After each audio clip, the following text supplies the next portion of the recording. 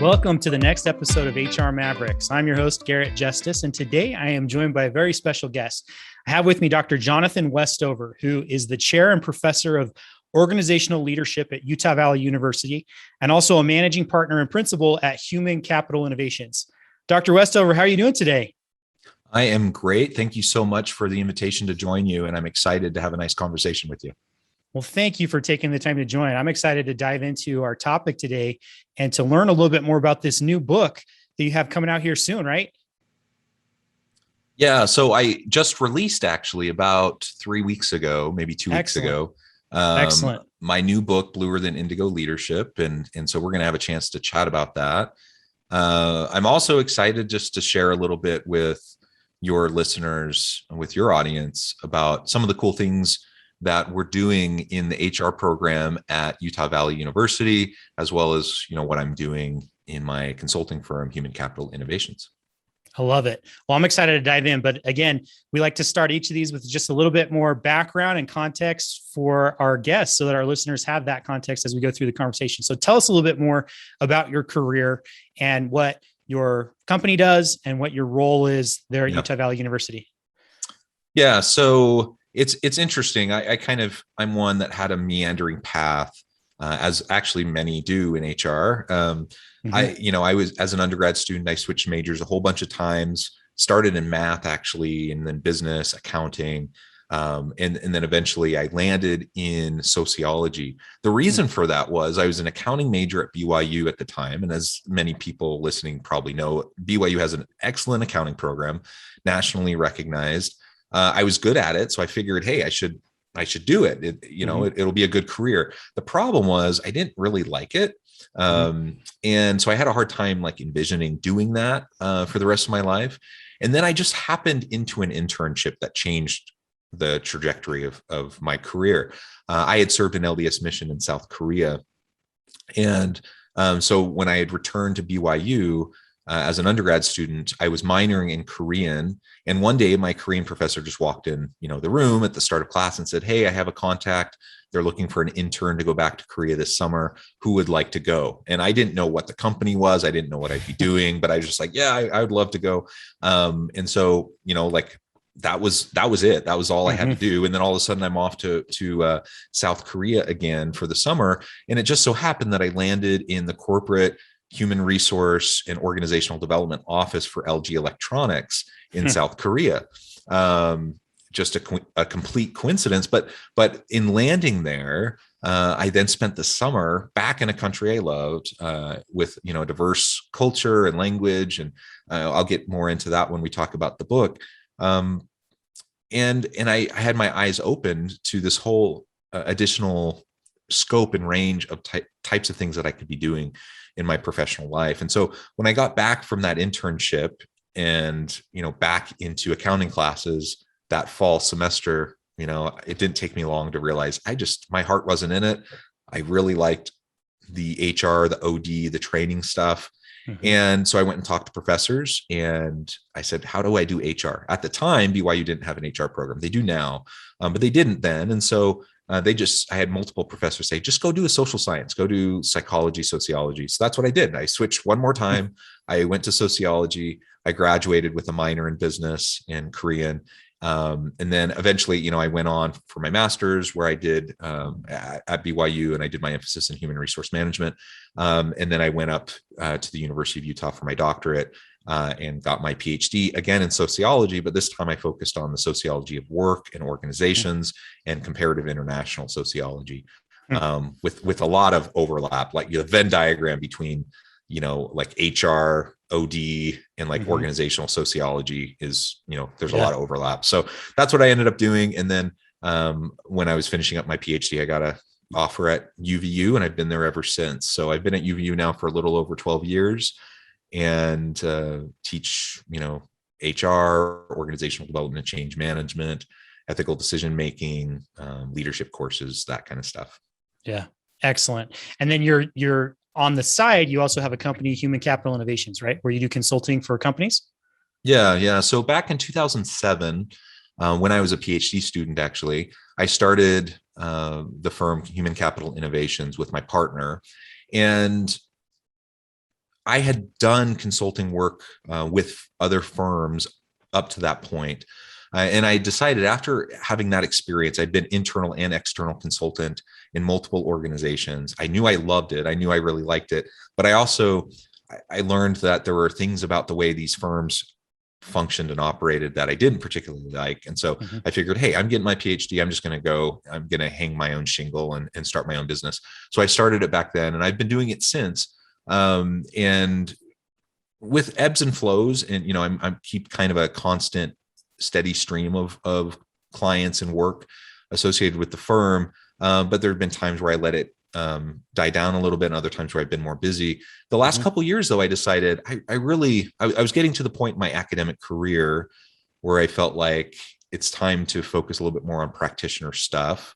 And so I've been a lot more attentive to the consulting work over the last 18 months in particular, which just happened to coincide with the onset of the pandemic and some of those things. So it's been an interesting time, but really rewarding to see organizations who are grappling with, pivoting to virtual workforce and distributed workforce and trying to figure out how to successfully manage and lead distributed teams, how to establish, maintain, sustain, a meaningful culture within the organization, even when people aren't together in person. Like these are the types of issues that everyone's been grappling with over the past 18 months. And so it's been fertile ground to really do some cool work. And I'm sure, you're smiling as I say that, because I'm sure you've experienced similar things there at Eddie. Oh yeah. Haven't we all, right? I mean, it's an interesting time where, especially in that HR space, there's a lot of these issues that so many, especially in small business HR, that, those oftentimes you have the solo HR person or the small team, and they're responsible for everything HR related at the company. And so there's a lot of these issues that I think that they're facing right now. I think that's a lot of our listeners. So I think it's very relevant. So it's excellent hearing that background and having that context. The one question I have for you before we really dive into our topic is, I usually like to ask guests, what made you want to choose to pursue a career in the HR space? And you kind of answered that for us, but so maybe instead, what's kept you in the HR space? You had this transition where you changed your major a couple of times, you found this thing that you liked, but since then, what's really kept you in that space? HR is just a fascinating place, and it's so wide open. Like there's so much stuff that it includes. And so you get to scratch the itch. I'm a pretty analytical person. Like I said, I was an accounting major at BYU, for crying out loud. That's not for everybody. And so, I love data. I love statistics. I love analytics. I love all of that stuff. There's plenty of that you can do in HR. So that's wonderful. But I also love, the coaching, the mentoring. I love the training and the development. I love org change. So my interests are diverse, and my wife can tell you, I tend to get a little bit impatient. Like I get bored. Like I want to do lots of different things. And so, I couldn't see, and that was one of the reasons why I just couldn't see myself doing accounting. I was good at it. And it wasn't that I didn't think I couldn't be good at it and enjoy it doing those things. I just couldn't see myself doing them all day, every day for the rest of my life. And so I love having a mix in HR. And as a consultant working with organizations, like where we get to do a lot of things, and every new project, every new engagement is a new challenge. It's unique. Even when you see commonalities across organizations and across teams, every context is different. And so, there's no one size fits all. Every new engagement, you have to go in, you have to try to understand the people dynamics, which, every organization is messy with, all right, even with well-intentioned individuals, it's messy. It's human nature. It's primal, and you get to dive into that and try to figure it out. And as a scholar practitioner, I also just constantly have kind of the scientist, the social scientist brain going on with hypotheses and trying to figure out, why is it working this way? I would expect it to be this way, but it's not. Why? And HR is just full of opportunities for me to explore all of that. And that keeps me engaged and passionate. That makes total sense. I think a lot of people who've gotten into HR who I have talked with, they like kind of that both right and left brain thinking, the variety of activities that are included in that. So I think that makes sense. So, all right. Well, I want to get into this topic today. So you have this new book that was just released 3 weeks ago. Bluer Than Indigo is the title. Tell us about where that phrase came from. Give us that context. Yeah, so the title is Bluer Than Indigo Leadership, and I utilize an Asian proverb called Bluer Than Indigo to set the tone for the book.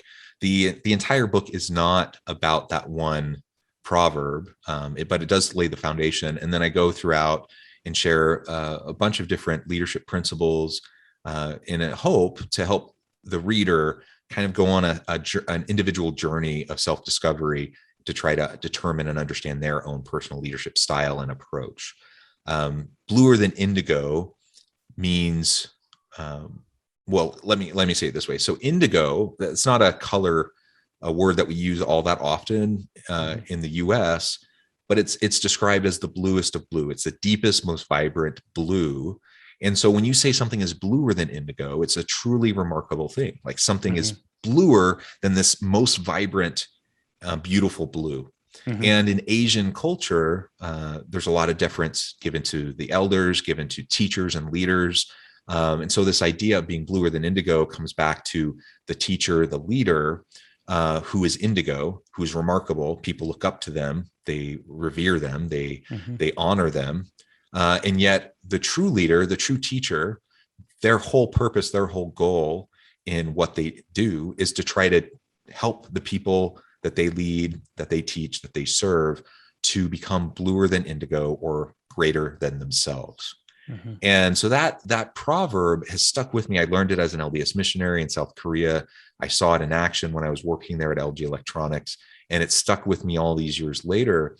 That's like the foundational philosophy of how I want to build my own life. That's how I want to lead. That's how I want to serve. I definitely have a servant leadership kind of mentality in my approach to leadership, and Bluer Than Indigo is all about that. And so that informs the way I approach the teams I work with. Yeah. If I see my people, my number one goal as a leader is to help develop my people, to help them discover their own capacities and capabilities, help them develop and reach and grow towards those capabilities. And ultimately, the number one indicator of my success will be their success. And if I'm successful as a leader, I'm going to help them to grow into their own potential and surpass me. And that means I'm also secure enough in myself that I don't need to position myself over them. It's not about me. It's not about my ego. It's not about me trying to have power and control. It's not about me trying to, keep them in their place. These are the types of things we often see in corporate America. We often see in many organizations, many leaders who simply, I view it as insecurity. They're insecure. Yeah. They feel like they have to, position themselves above other people, talk down to other people, condescend to other people, all because they're insecure in themselves and they're worried about losing power and control. Yeah. Bluer Than Indigo leadership is completely the opposite of that. It's me recognizing the need to focus first and foremost on developing others. And as I do that, of course, I develop myself. I grow into my capacities and capabilities better because that's my focus. And then everyone thrives. I thrive as a leader. My team thrives as a team. Individuals on my team thrive. They grow, they develop, they grow into their careers. And then we also have people who can take over and be the next generation of leaders when the time comes. I love that. I think that analogy is so powerful. And so I love that concept of bluer than indigo, and that's kind of the foundation for this book. And man, the concept there just resonates with me so much. I'm just thinking back on so many conversations I've had with people who I've worked with in the past, new managers on my team who were just starting to manage people for the first time. And I think one of the biggest secrets to management and leadership was when you're first starting out managing someone for the first time, you think you have to know their job better than them, right? And the big secret is you don't. And the best leaders know that they want to hire people who are better than them in many ways, right? And that's how you get the most out of the team. And that's how you become, one of the most effective leaders. So that just really resonates with me, for sure. So tell us a little bit more about the inspiration for this book. I love the analogy there that it's the foundation of this, but why did you feel like you needed to write this book now? Yeah, I think generally speaking, this book, as well as its predecessor, I published another book back in November of 2020 called "The Alchemy of Truly Remarkable Leadership." So this is it's a standalone, it's its own thing, but it's a companion book to the Alchemy book as well. And in both cases, I made a very conscious choice that I wanted to start focusing my writing on a practitioner audience. I'm in academia. I've been doing research for years. I've published 80 something academic articles. I've published academic books, but that's a fundamentally different kind of an audience that you're focusing on when you're writing for other academics. And frankly, the reach is limited. So if I have a really impactful journal article in an academic journal, it might get cited, a few hundred times and read by maybe hundreds or thousands of other academics. And that's a really impactful article. Mm-hmm. And I don't want to take away from that. And the work of social scientists and other scientists and building the wall of scientific knowledge, all of that's super important. I'm a believer in the academic endeavor, but I also have this real recognition that, I'll spend hundreds, maybe thousands of hours on a research project, publish it, and then, hundreds, maybe thousands of people will end up reading it. Mm-hmm. But that's a pretty limited scope. And most of those people aren't leading people, like they're other academics. Right. And so if I, the thought was, how do I be more impactful? How do I translate the principles that I've found hold true in the research that I've done, but share it in a way that's more digestible and consumable to the average individual and the average leader, the average manager in an organization. I'm a firm believer that we're all leaders. Mm-hmm. There's formal leaders. Obviously, there's a title. They have people reporting to them. Obviously, there's formal leaders within organizations, formal managers. But we all have leadership roles in our lives. And we all have an opportunity to develop those leadership skills. I'm a firm believer in that. And so I just wanted to write something that would be a little bit more accessible. And if you pick up either the Alchemy book or the Bluer Than Indigo Leadership book, I think you'll find, that both are written that way. Pretty concise, short chapters with lots of examples, grounded in research with citations, but largely a pretty quick read.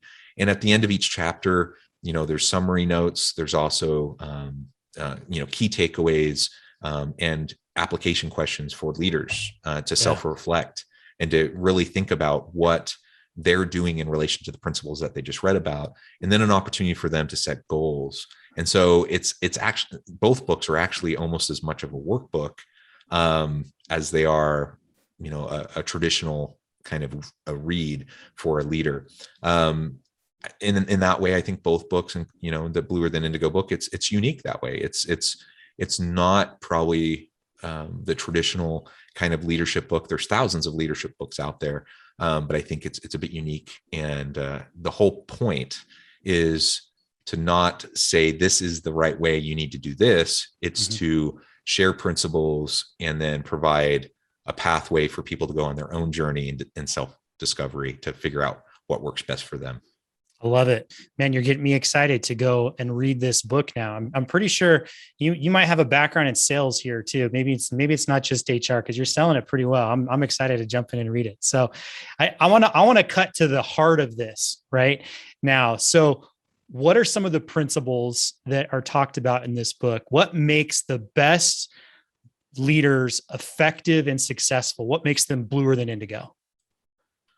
Yeah, it's a really important point. So I talk in the book about things like openness and transparency. I talk about building trust within your team and within your organization.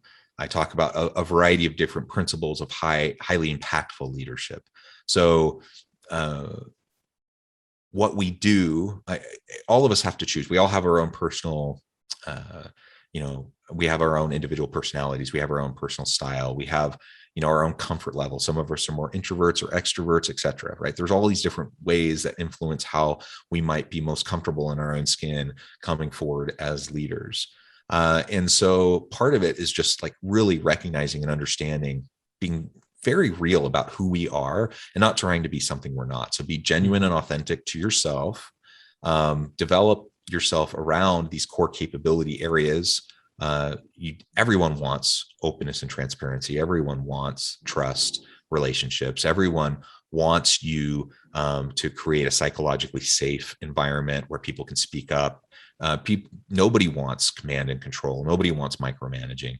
So we go through a lot of those types of principles in the book, just to help people, consider and think about it. The reality is most people who find themselves in leadership roles in organizations do find themselves there because they were really good at whatever job they were in previously, right? Yeah.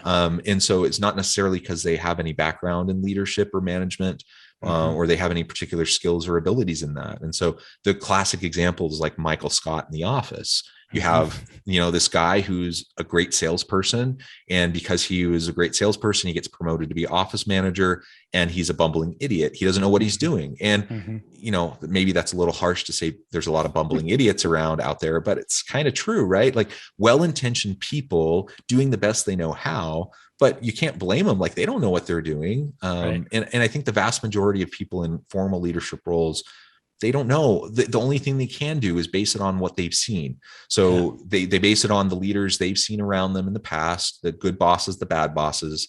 Hopefully they've had some good examples that they can emulate, and then maybe they have a fighting chance of being a decent leader. But a lot of us have had a whole long string of bad bosses, people who are micromanagers, people who, aren't empowering and who aren't building genuine relationships of trust and mutual accountability with their team.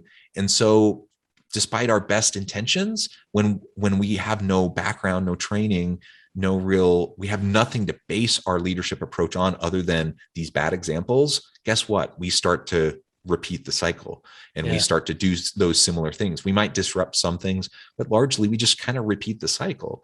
And so I am a firm believer that everyone in any role of leadership, whether it's like you have two people reporting to you as a supervisor, all the way up to an executive level position or CEO, everyone who's working with other people and trying to influence others has the requirement to develop leadership skills and competencies if they're going to be successful in their career.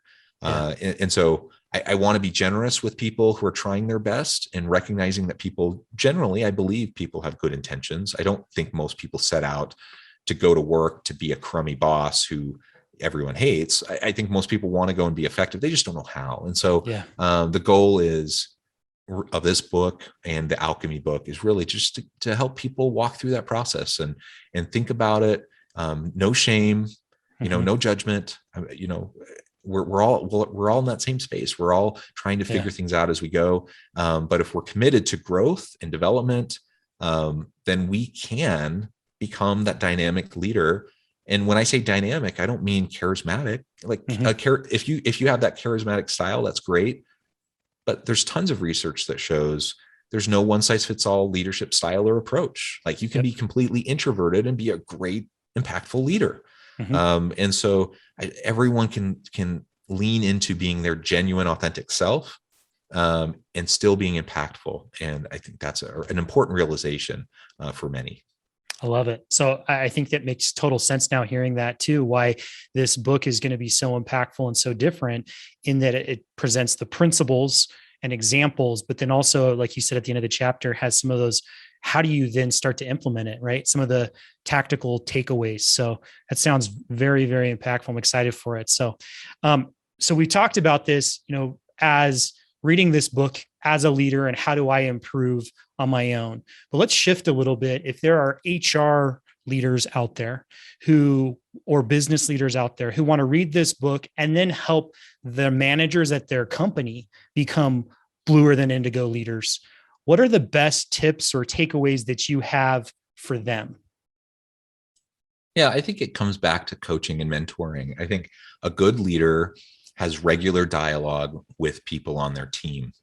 Um, Sometimes I hear managers or I hear leaders kind of bemoan the fact that their team wants constant feedback. Their team, constantly wants to have conversations with them, performance conversations, like constantly wanting direction. And now we want to train up and develop self-sustainable, self-directed teams and self-sustainable individuals within our organizations. But we shouldn't shy away from providing feedback. We should have regular conversations and dialogue. We should know our people. We should, if we're going to develop a genuine relationship of trust and mutual accountability with our people, that means we have to have conversations with them. And so I'm a big believer in just the coaching, the mentoring role of a leader for their team. And if that's the way you're approaching this, and I'm a leader, I pick up the book or one of the thousands of other leadership books that are out there, and I'm like, oh, this is interesting. There's some good stuff here. What do I then do with it? Yeah. I think the wrong thing to do is to call your team together and say, okay, everybody, you now need to read this book, and we're going to come back and we're going to discuss it. And we're going to figure out how you need to do all these things. That kind of defeats the purpose, right? And you're not going to have buy-in. You're not going to have people committed to it because they just feel like they have to. And so I think just through the mentoring, through the guidance that you provide as a leader, generally speaking, you can start to demonstrate and model through your own behaviors, through your own actions, some of these principles. Again, recognizing, like what I said a few minutes ago, most people who end up in leadership roles have had no training. They're just going off of what they see. And so the best thing you can do is be the model of a good, effective, impactful, genuine leader for your people. Whether they ever read the book or any other book or not, at least they'll have that good example that they can draw on and they can think about when they find themselves in the role. And then you can get a little bit more specific when you're having mentoring and coaching conversations. You can even point them to specific things in this book or other books or resources on the internet that they might find helpful to better understand a concept that you're talking about. But I definitely am not a big believer in, kind of trying to force everyone to get on board with like this one training or this one book or something. It tends to not work all that well. Yeah, I think that makes total sense. I think that resonates with many of us. I know I've seen that at organizations too. And as you're talking, I'm thinking back on previous conversations with other guests on previous podcast episodes, right? And about some of these principles. One that comes to mind is, we know, especially in the small business space, where you have that solo HR leader or a small team, there's so much work to be done by that person. And those small business HR people often end up spending all their time on the administrative work. How do I get people to sign this paperwork and this and that and whatnot? And they don't have enough time carved out for that strategic HR work, the coaching, the mentoring, helping build the culture of the team. So I would say, one of the things that comes to mind based on that previous conversation we had is you got to make sure that you can set up the right infrastructure if you are that solo HR person to automate and streamline the administrative stuff so you can spend more time modeling that behavior and coaching and training. And that's where you're going to see that big impact for sure. I think that's absolutely, yeah, I think that's absolutely right. And most quote unquote leaders, I say that because maybe they're functionally a leader, they have a role, they have a title, but they may not actually be leaders. Like a lot of times people who are in leadership roles are more of managers. And there is a distinction there. And I think the vast majority of people in those formal roles, despite whatever their best intentions are, they end up spending the vast majority of their time just running around like chickens with their heads cut off, trying to put out fires and just trying to deal with all these little administrative tasks that need to be accomplished for sure. But it doesn't leave them the time to do the strategic stuff. It doesn't leave them the time to develop the relationships that are necessary. It doesn't leave them the time to really focus on the fundamentals of effective leadership, effective people management, and those sorts of elements. Just yesterday, I was having lunch with a couple HR professionals, and they were asking me, like, what's the secret? Like, how do you have a really great dynamic HR department or a really people-centric organization? I mean, there's a ton of stuff we could talk about there, but I think first and foremost, it comes back to like, just do the fundamentals well, treat people with dignity and respect, right? Have regular conversations with your team, do the coaching, the mentoring that we've been talking about. Just doing those simple fundamental things on a consistent, regular basis will pay huge dividends. But it's hard because leaders they have such a burden, they have such a heavy load, and they're running around trying to accomplish everything. And it seems like, maybe they're wasting their time focusing on their people, doing these little things consistently every day, when they feel like, but I'm not even going to make payroll, right. And so I'm hustling to make that happen. And, I get it. All these things are important, but we can't leave the fundamentals undone. And if we do, despite our best intentions, ultimately we're not going to have the kind of team that we would hope that we would have. Yeah. It goes back to that classic saying for small business: are you working in your business or on your business? Right. And we need those top leaders, really to be working on the business and on the people. And that's the role typically of that main leader and CEO, right? So this has been an awesome conversation. Thank you so much for taking the time. I'm very excited to go dive into this book, Bluer Than Indigo Leadership, and really, really excited to learn some of these principles that we talked about today. So the last question I have for you that is, it's a little bit separate from the rest of our conversation, but we like to ask all of our guests this. So at Eddy, one of our core beliefs is that we believe that building a healthy business is one of the most charitable things you can do if you do it the right way, right? You have the ability to impact so many lives of your customers, your employees, and your community. And so according to you, in your opinion, what is the quote unquote right way to build a healthy business? I mean, if you want a psychologically safe business, you want a healthy business, you need to focus on people, a people-centric organization. That not only means, focusing on the human capital within your organization, the human resource within your organization, but also a customer-centric organization, right? You need to be people-centric all the way around, and, looking at all the stakeholders related to the business. And I love technology. I love, one of the streams of my research is on the future of work and looking at shifts and trends in the nature of work. Super fascinating to me, and I'm super excited about new technologies that are driving shifts and changes, allowing us to be more effective and efficient, and all of that. And we need to leverage those technologies, absolutely. But in doing that, we have to recognize still that it's the people within the organization that drive innovation. It's the people within the organization that are ultimately going to make the difference, that are going to either drive sustainable long-term success and growth and innovation, or that are going to undermine the strategies of the organization, have negative encounters with the customers, and ultimately drive the company into the ground, or at least not to be as successful as it could be. So let's focus on our people. Let's not be afraid of that. Let's not be shy about that. Investing in your people is important, just like you would invest in maintenance of your equipment, or trying to get the new technology. We have to invest in our people. We have to be people-centric, both inward and outward. And when we can do that and create a psychologically safe environment, I think everyone has the chance to thrive. Yeah, I love that. People definitely are the most important assets for, or should be for, all businesses. So love that tip. Well, Dr. Westover, this has been great. Again, what's the best way for listeners who might have additional questions and want to get in contact with you? What's the best way for them to do that? Yeah, there's several ways. I mean, the easiest way is just to connect with me on LinkedIn. If you just search up Jonathan H. Westover, I'll pop right up. I'm associated, of course, with Human Capital Innovations and with Utah Valley University. If you want to find out more about the really cool, innovative stuff we're doing in our HR program at UVU, check out our department website, give me a ring. I'd love to chat with you about it.